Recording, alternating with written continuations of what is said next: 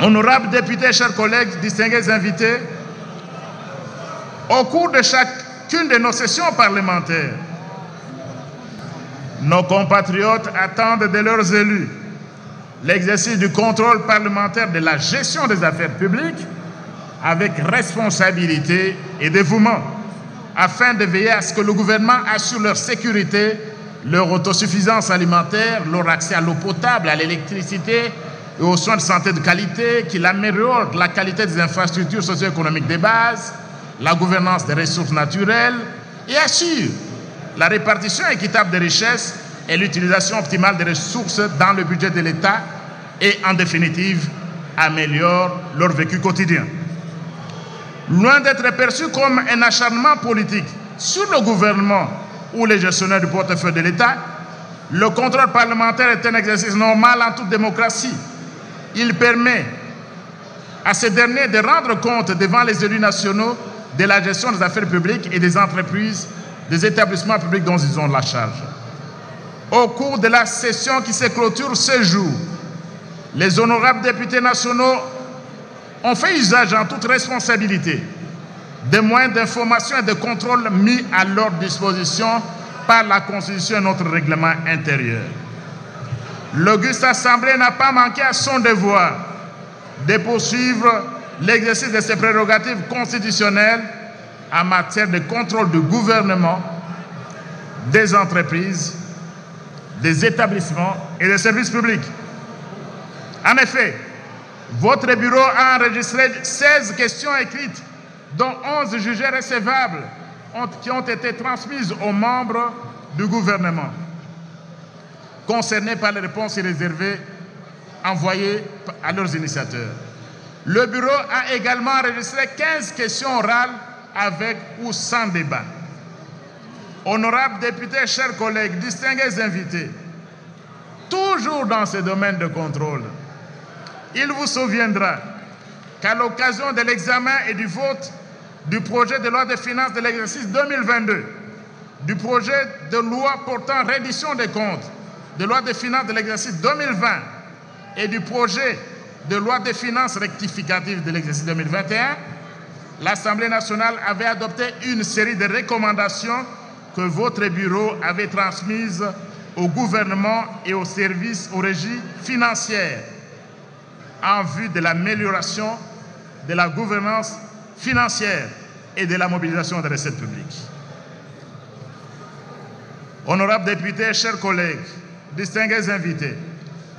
lors de nos débats consacrés au projet de loi de finances et au contrôle parlementaire, l'Assemblée nationale a toujours accordé une attention soutenue à la gestion durable de nos ressources naturelles. En effet, l'Assemblée nationale a adopté 2 résolutions portant création notamment de 2 commissions d'enquête parlementaire portant respectivement sur la gestion et l'exploitation de nos ressources minières et forestières et de nos terres arables. Le bureau attend toujours les conclusions des investigations car ces commissions d'enquête parlementaires sont toujours à l'œuvre. En tout état de cause, comme l'exige notre règlement intérieur, le bureau va mettre à votre disposition un rapport complet des initiatives législatives et des contrôles parlementaires durant la présente session que nous clôturons ce jour. Honorables députés, chers collègues, distingués invités,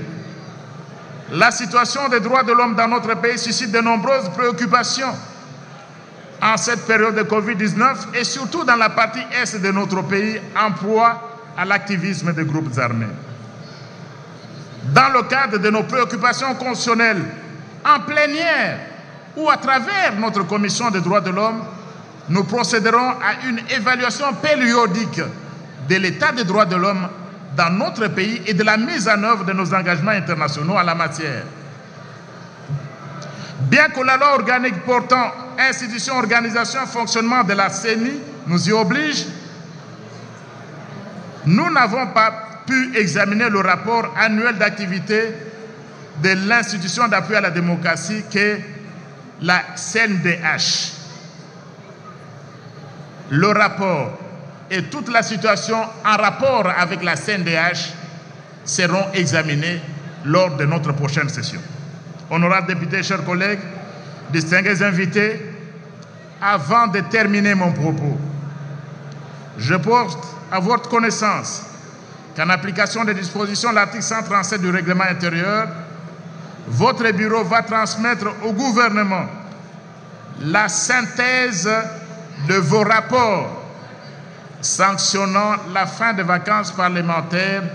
et pour des mesures appropriées. Que Dieu bénisse la République démocratique du Congo. Sur ce, je déclare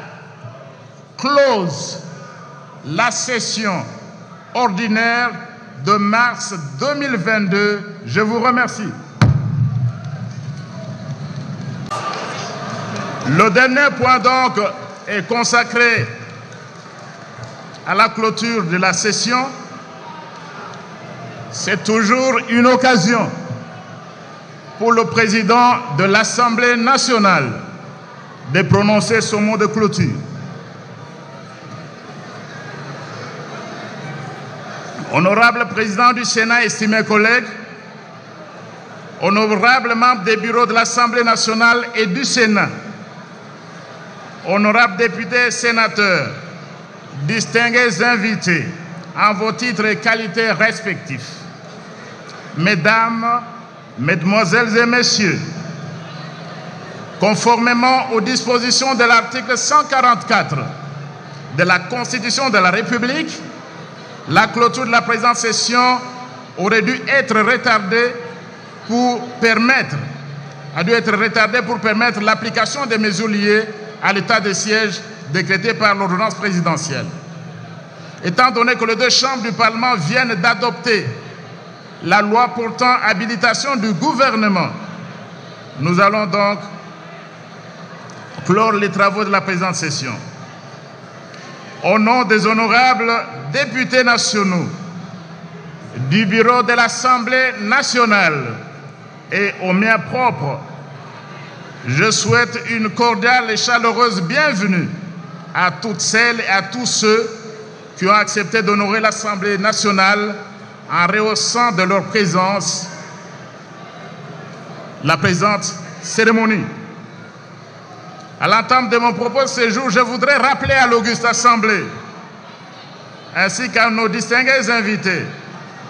que la République démocratique du Congo a été frappée par plusieurs événements malheureux ayant sémé la mort et la désolation parmi nos compatriotes. Il s'agit notamment des actes de barbarie dont les populations de plusieurs contrées de la République continuent à être victimes, et en particulier nos compatriotes du Nord Kivu et de l'Ituri, victimes de nombreuses atrocités perpétrées par des groupes terroristes de ADF, du M23 et d'autres groupes armés opérant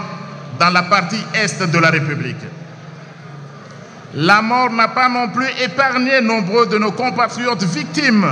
de la Covid-19 et de bien d'autres victimes de toutes sortes de maladies, de calamités, naufrages et accidents de circulation. Nos pensées vont de façon particulière à nos forces armées et de sécurité qui assurent jour et nuit et au prix de leur propre vie la sécurité de nos frontières et la défense de l'intégrité du territoire national face aux menaces internes, externes et autres velléités terroristes et expansionnistes. Au nom des honorables députés nationaux, du bureau de l'Assemblée nationale et au mien propre, j'adresse les condoléances les plus attristées et toute notre solidarité, exprime toute notre solidarité aux familles éplorées.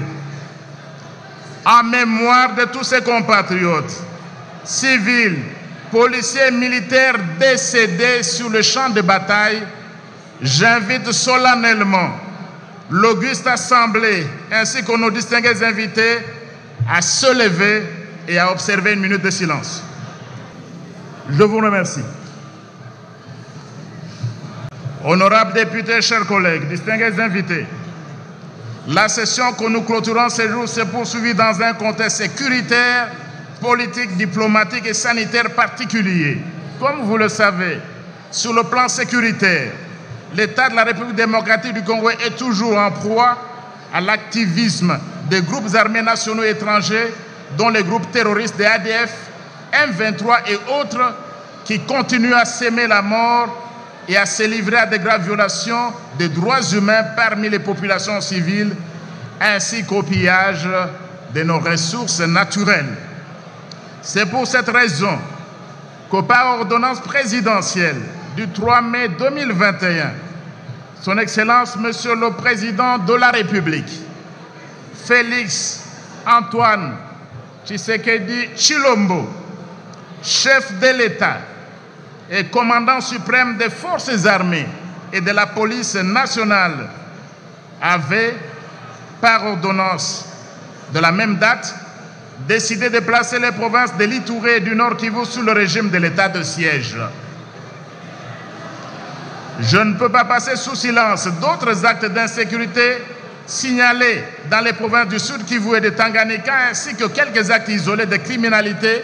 et de banditisme dans certaines grandes villes du pays. Tout en saluant l'action menée par nos forces armées et de sécurité, j'invite le gouvernement de la République à tout mettre en œuvre pour finaliser les réformes en cours à travers la loi de programmation militaire en vue de doter nos forces armées des moyens financiers, matériels et logistiques conséquents, leur permettant d'exercer avec efficacité et bravoure les lourdes missions que leur impose la Constitution et les lois précitées, et de faire ainsi face aux menaces sécuritaires internes et externes. D'ores et déjà, nous saluons l'action diplomatique actuellement menée par le Président de la République, chef de l'État, Son Excellence Félix Antoine Tshisekedi Tshilombo, en vue de l'amélioration de la situation sécuritaire et de l'éradication de l'activisme des groupes armés terroristes à l'est du pays, en activant le mécanisme régional de suivi de l'accord cadre pour la paix, la sécurité et la coopération pour la République démocratique du Congo et la région des Grands Lacs, dont il assure actuellement la présidence. Toujours sur le chapitre diplomatique, la République démocratique du Congo a été honorée par la visite de Sa Majesté le roi Philippe et de la reine Mathilde du Royaume de Belgique, ainsi que des membres du gouvernement qui ont accompagné le roi. De par le contenu du discours du président de la République et du message que Sa Majesté le roi Philippe nous a adressé, et aussi de la visite que le couple royal a rendue aux Congolaises et aux Congolais, cette visite va permettre sûrement de relancer les relations particulières qui unissent les peuples congolais et belges et ouvrir de nouvelles perspectives de coopération mutuellement avantageuses entre nos deux pays. Honorables députés, chers collègues, distingués invités, sur le plan politique, le débat politique a été focalisé sur le suivi de la feuille de route et du processus électoral 2021-2027, tel que publié le 3 février 2022 par la CENI. Dans le cadre de la mise en œuvre de cette feuille de route, l'Assemblée nationale a examiné, adopté et transmis au Sénat pour examen en seconde lecture la proposition de loi modifiant et complétant la loi électorale. Eh bien, cette loi électorale vient d'être adoptée définitivement par l'Assemblée nationale après son examen par la commission paritaire. Au chapitre sanitaire, au regard des derniers développements de la Covid-2019, j'encourage la population à continuer à observer les mesures barrières en vue de contenir la propagation de cette pandémie. Je saisis cette occasion pour continuer à attirer l'attention du gouvernement sur le fait que la gestion de la Covid-19 ne doit nullement occulter les mesures nécessaires à prendre pour éradiquer les autres maladies émergentes en République démocratique du Congo. Honorables députés, chers collègues, distingués invités, avant l'ouverture de la présente session, j'avais eu le privilège d'échanger avec les honorables députés nationaux de retour des vacances parlementaires ainsi que d'autres compatriotes. Il est ressort de ces échanges que le débat politique tel qu'il est mené est loin d'aborder les préoccupations des Congolais qui attendent de leurs élus l'examen et l'adoption des lois et le contrôle parlementaire sur des sujets qui ont un impact réel sur le vécu quotidien, leur sécurité et leur situation sociale. En effet, nos compatriotes, dont la grande majorité est encore confrontée aux besoins existentiels, se préoccupent plus des problèmes liés à la santé, à l'éducation, à la sécurité, à la qualité des infrastructures de base, à la sécurité alimentaire, à l'accès à l'eau potable et à l'électricité, au respect des droits humains et à la corruption. Honorables députés, chers collègues, distingués invités, après ce survol rapide du contexte politique, sécuritaire et social, je rappelle que la principale mission du Parlement est de légiférer et de contrôler l'action du gouvernement, des entreprises, des établissements de services publics. Je rappelle également qu'au cours de nos sessions ordinaires de mars et septembre 2021, l'Auguste Assemblée avait jugé recevable et envoyé aux commissions compétentes pour examen approfondi 12 projets et propositions de loi destinés à l'amélioration de la gouvernance économique, sociale et culturelle, du climat des affaires et de la situation des droits de l'homme. Au cours de cette session, l'Assemblée plénière a eu à examiner et envoyer pour examen approfondi 11 propositions de loi déclarées recevables ainsi que des projets de loi. Comme je l'ai souligné à l'entame de mon propos, et conformément à la feuille de route publiée par la CENI, les Congolais attendent de leurs élus un agenda législatif susceptible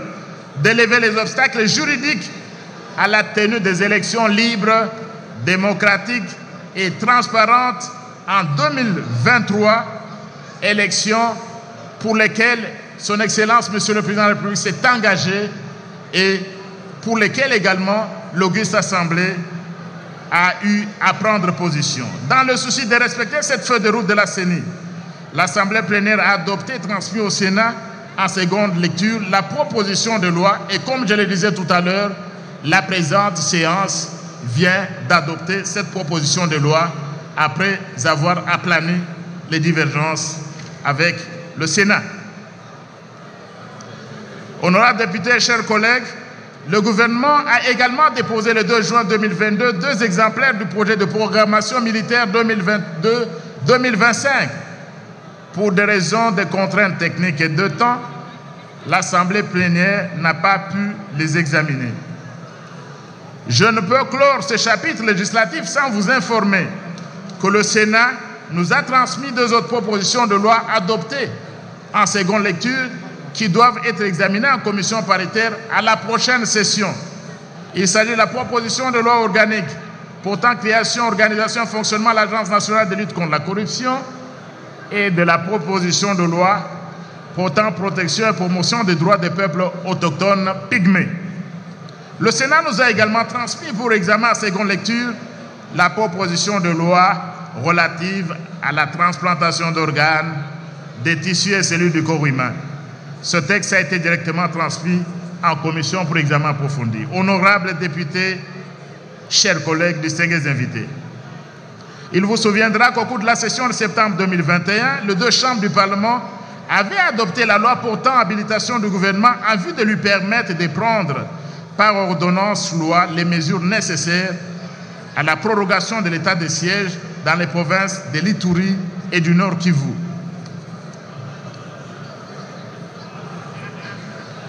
Et à la ratification de 2 accords commerciaux et d'un accord pour la protection réciproque des investissements. En application de l'article 129 de notre Constitution,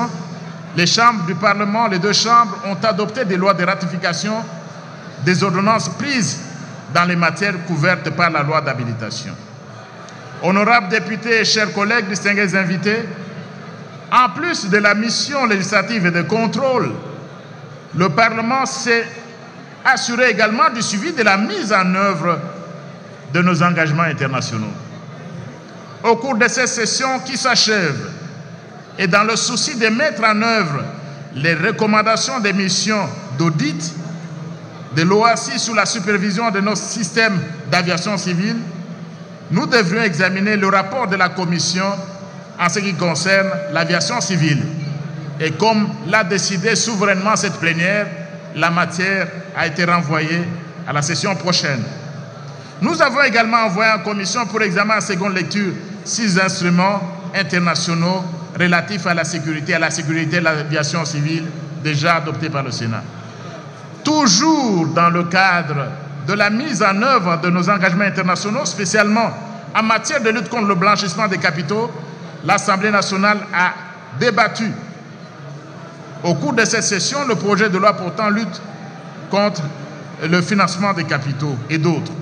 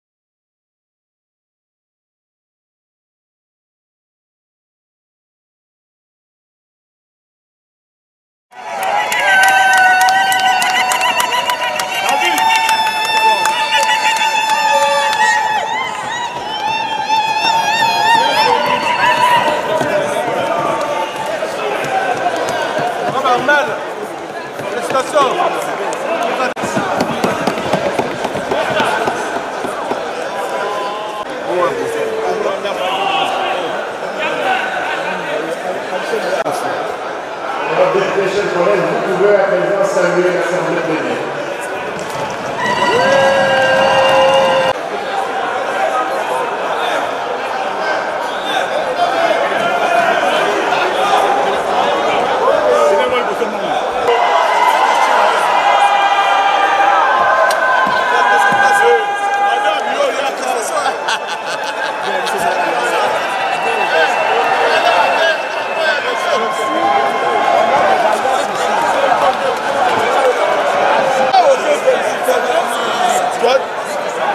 Félicitations, rien à... C'est la parité,